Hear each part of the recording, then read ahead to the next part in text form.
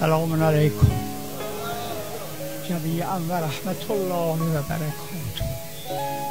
سلام بر شما، درود بر شما، تحیت خدا بر شما، سلام خدا بر شما.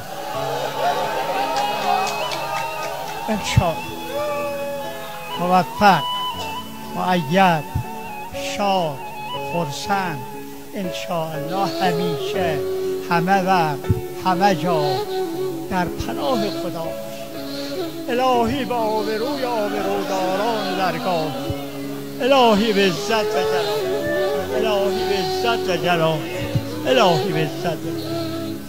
همه فقرا را در پناه خودت بگیر، خودشون، اموالشون، ناموسشون، عترتشون، همه چیزشون در پناه خودت باشه و جز تو کسی ندارن، فقط انشاءالله به تو.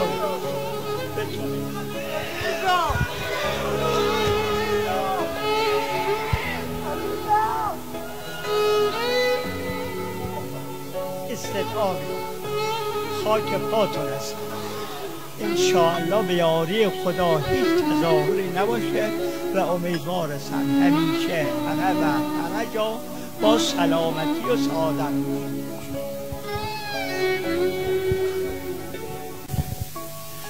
سلام علیکم.